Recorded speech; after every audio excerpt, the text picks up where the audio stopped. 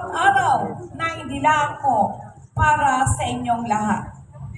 Sa ating mga department heads, program managers, office heads, maraming salamat sa inyong matapat at walang sawang serbisyo. Kayo ang dahilan kung bakit hindi lang gumana ang pamahalang lungsod, kundi ito'y naging makabuluhan at may direksyon. Sa inyo ko nakita ang tunay na paglilingkod, hindi para sa sarili, kundi para sa bayan. Sa lahat ng kawani ng City Hall, mula sa pinakamataas hanggang pinakamabatayang antas, saludo po ako sa inyo. Kayo ang kasama ko sa bawat laban, sa bawat pagsubok, sa bawat tagumpay. Hindi ko malilimutan ang inyong suporta, dedikasyon, kasipagan, at katapatan. Sa loob ng 3 taon, katumbas ng isang termino bilang inyong mayor, wala po akong iiwanang utang sa ating pamahalang lungsod. At iyan ay buong-buo kong ipinagbabalaki. Bilang isang ina ng lungsod, hindi ko hinayang mabaon sa pagkakautang ang ating pamahalaan. Sa halip, isinulong natin ang tapat, maingat at disiplinadong pamamahala ng pondo ng bayan. Bunga nito, may iwan natin sa pamahalang lungsod ng Calapan ang pondong mahigit 1 bilyong piso. Ang aking annual budget para sa 2025 na hanggang ngayon ay hindi pa rin pinagtitibay ng sangguniang panglungsod. Kahit dapat ito ay naipasa na noong December 2024 na may kabuuang halaga 1,434,576.18.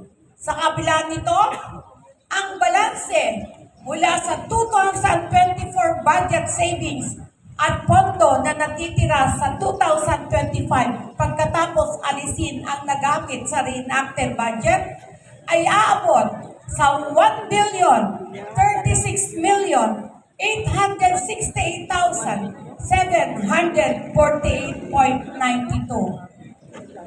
Opo, iiwan natin ang Calapan na may matatag na pananalapi, isang pondong sapat upang magpatuloy sa susunod na administrasyon ang mga programang tunay na kailangan ng bawat Calapeño.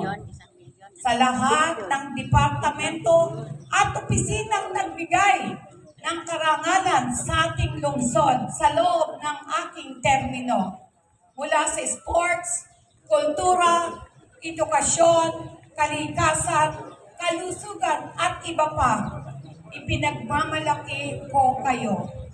Ang bawat tropeyo, pagkilala at parangal ay patunay na ang lungsod ng Calapan ay may kakayahan, may puso at tunay na may galing.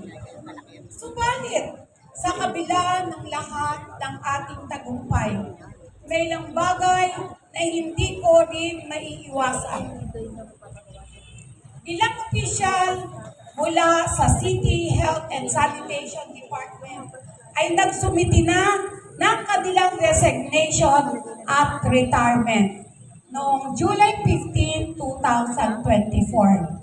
Ang mga magre-resign ay ang ating 2 dentista, si Dr. Marisa M. Datigino, na magtatapos ng serbisyo niya sa July 1, 2025. Kasunod naman ay si Doktora Maria Simonet Dalisay na magtatapos naman ng kanyang paglilingkod sa December 1, 2025. Ganon din ang 2 doktor natin na nagsumiti ng sabay ng kanilang pagre-retiro noong July 15, 2024, si Dr. Maria Teresita Nieva Bolor at si Dr.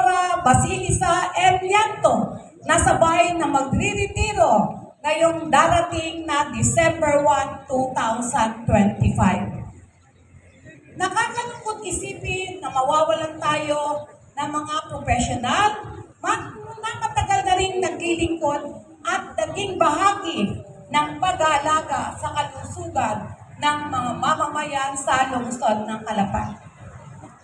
Dahil dito, nananawagan po ako sa mga nagnanais na maglingkod sa larangan ng kalusugan ng pintuan ng ating City Health and Sanitation Department ay bukas sa mga nais maagang magsumiti ng kanilang aplikasyon para sa posisyon ng 2 dentista at 2 doktor para hindi mapabayanan ang serbisyong pangkalusugan.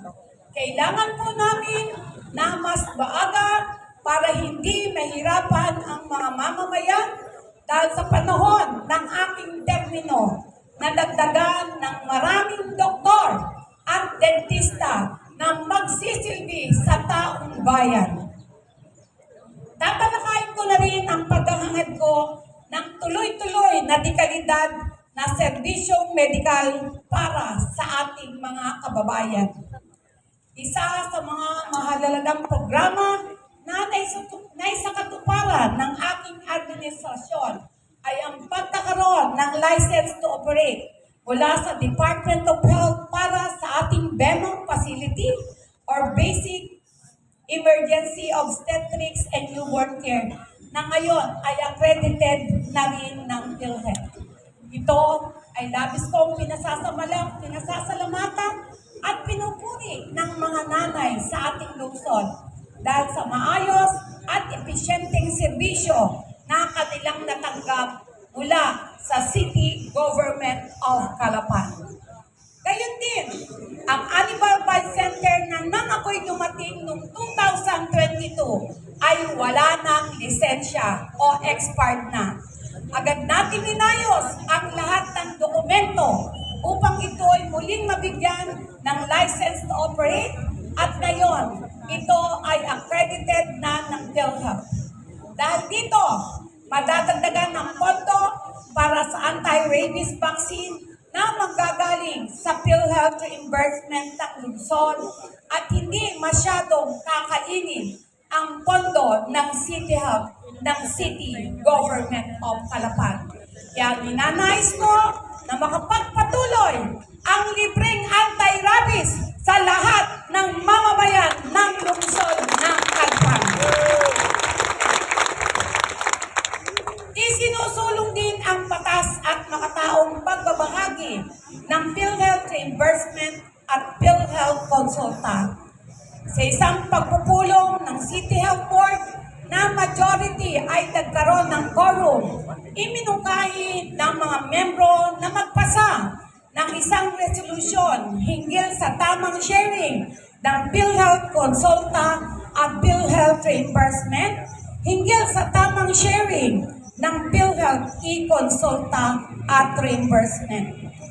Bilang inyong local chief executive, pinangunahan ko ang pagsulong ng isang resolusyon na siya namang inapruban at sinang-ayunan ng membro ng City Health Board na present ang hatian ng mga sumusunod.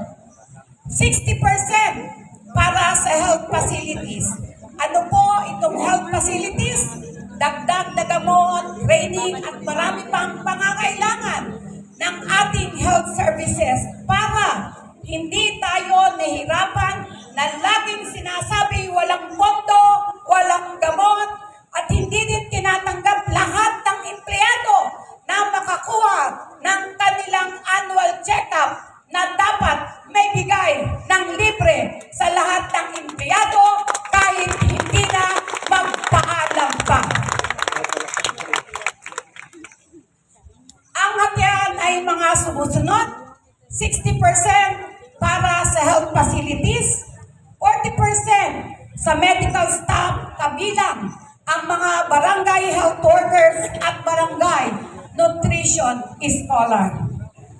Narito po ang breakdown ng 40% para sa mga medical personnel and staff, 10% para sa city health officer, rural health physician, contract of services doctors, 3% para sa city social welfare and development officer and staff, 20% para sa paramedical, medical, and non-medical staff, RadTech, nurses, midwives, information staff, PNS, BHW.